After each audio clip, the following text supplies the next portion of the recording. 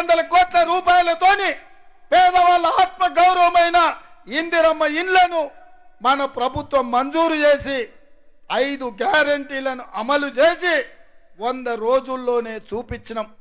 ఇదే కాదు, తెలంగాణ ఉద్యమమే నీళ్లు నిధులు నియామకాల కోసమే కదా ఉస్మానియా కాకతీయ యూనివర్సిటీ విద్యార్థులు వీరులై అమరులై ఆకాశంలో తారలై వెలిగినరు. వాళ్ళ ఆత్మ బలిదానాలతో తెలంగాణ రాష్ట్రం వచ్చింది. వచ్చిన తెలంగాణ రాష్ట్రంలో చంద్రశేఖరరావు ఉద్యోగాల భర్తీ చేయలే, నిరుద్యోగులను పట్టించుకోలే, వాళ్ళ ఉద్యమాలను పోలీసు ఉక్కు పాదాలతో అణచివేసిండు. కానీ ఆయన కుటుంబంలో ఆయన మంత్రి అయిండు, అల్లుడు మంత్రి అయిండు, కొడుకు మంత్రి అయిండు, బిడ్డ ఎంపీ అయింది, ఓడిపోతే ఎమ్మెల్సీ అయింది, వినోద్రావు ఓడిపోతే ప్లానింగ్ కమిషన్ వైస్ చైర్మన్ అయ్యిండు, దయాకర్రావు మంత్రి అయ్యిండు, కృష్ణారావు ఎమ్మెల్యే అయ్యిండు, దివాకర్ రావు ఎమ్మెల్యే అయ్యిండు, చెన్నమనేని రమేష్ రావు ఎమ్మెల్యే అయ్యిండు, కల్వకుంట్ల విద్యాసాగర్ రావు ఎమ్మెల్యే అయ్యిండు. ఆయన చుట్టపొల్లు అందరూ ఎమ్మెల్యేలు, ఎంపీలు, మంత్రులు, ముఖ్యమంత్రులు అయినరు.